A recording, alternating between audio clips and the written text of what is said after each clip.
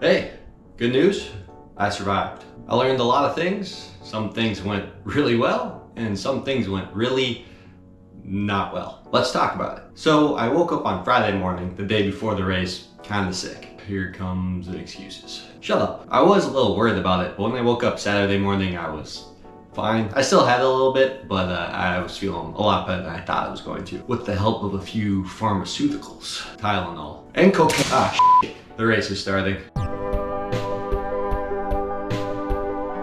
These first 3 miles were very smooth. The advice I heard from just about everyone was start slow. So I did. I kept at a good 10:30-ish pace for the first 3 miles. This is when the energy from everybody is at its peak. It was just such a good environment. And it's kind of funny to watch that energy slowly go down as the race goes on.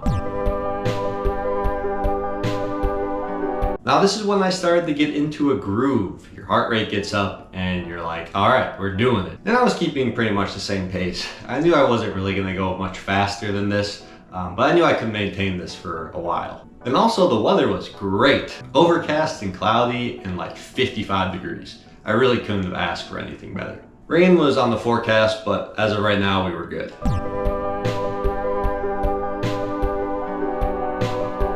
Now this was my peak. This is where I felt absolutely fantastic.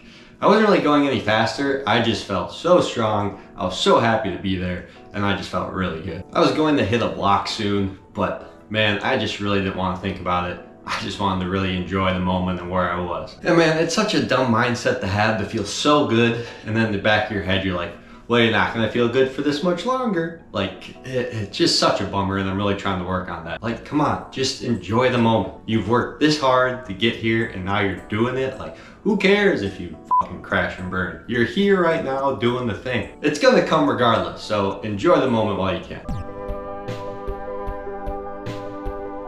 10 and 11 is when the adrenaline is starting to fade and the whole gravity of the situation is starting to set in. I still was able to keep a good pace and I felt good physically, and mile 10 ended up being my fastest mile at 10:05. Mile 11 is when I started to feel fatigued, and mile 12 is when I took my first walking break.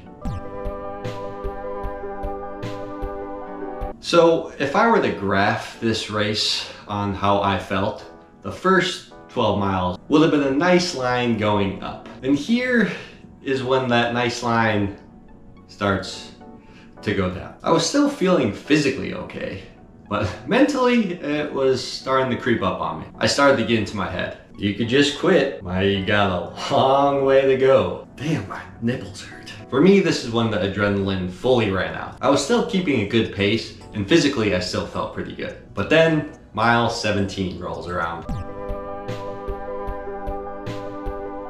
Holy moly. Okay, so I've had cramps, obviously, but never to the extent that I had when I hit mile 17. First it started in my calves, and then it just worked its way up to every single muscle, to my quads, to my hamstrings, and every single muscle in between. 17 to 21 was by far the toughest part of the race. I was hurting physically and mentally. I was struggling. I was in what they call the pain cave or the hurt cave, or I just wasn't having a good time. And by this time too, I'm so sick of eating those goos, but I know I have to. And at every aid station now, I'm drinking Powerade, hoping those little Dixie cups of electrolytes would help me pull through, because my body was in desperate need.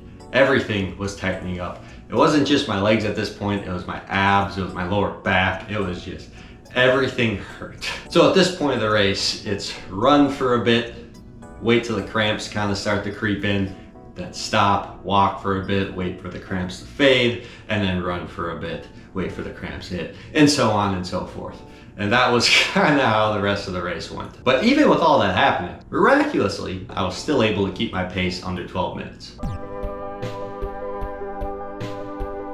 So remember that graph where we got up for the first 12, sharp turn after that, but now after mile 22, we get the slightest uptick. Even though I was feeling like doo-doo, this is when I looked at my watch and realized I could still finish under 5 hours, even with this walk-run thing I had going on. That was such a morale booster. And at this point, you're so fucking close. You've made it this far. You've trained so hard. You're literally 4 miles away. Like, you know how many times I've ran 4 miles during my training? Like, come on, I'm in the home stretch, baby. But alas, we needed one more shot in the gut before I finished this thing out. Around mile 23, the cramps fully hit.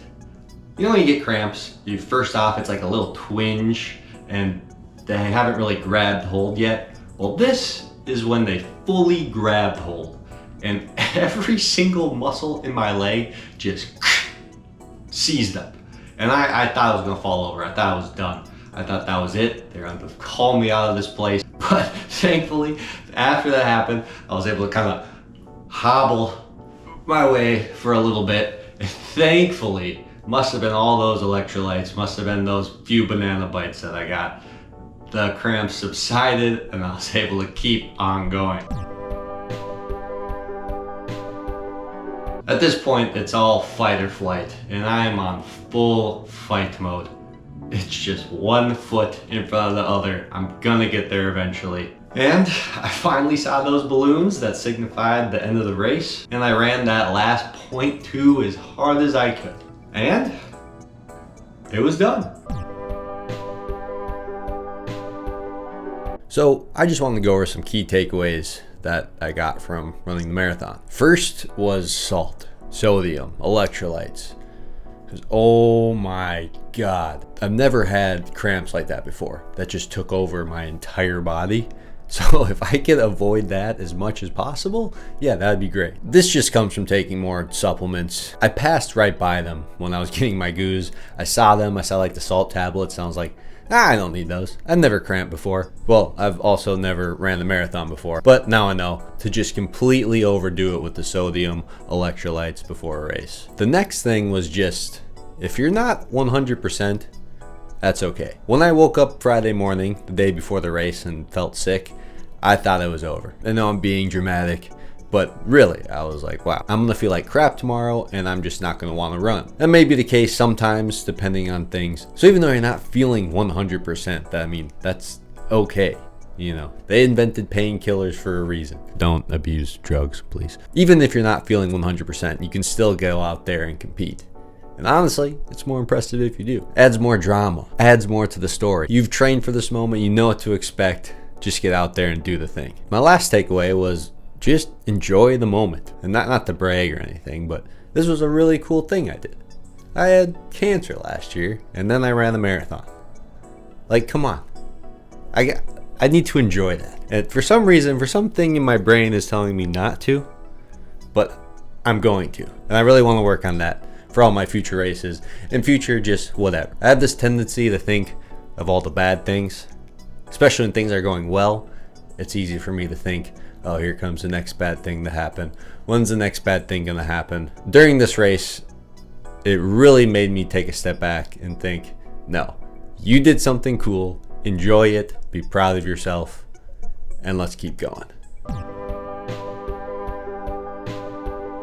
Let's talk about the training plan. If you've been keeping up with this channel, you know that it didn't really go to plan, but that's okay. During my 19 weeks of training, I ran 368.2 miles. I was supposed to run 415.1 miles.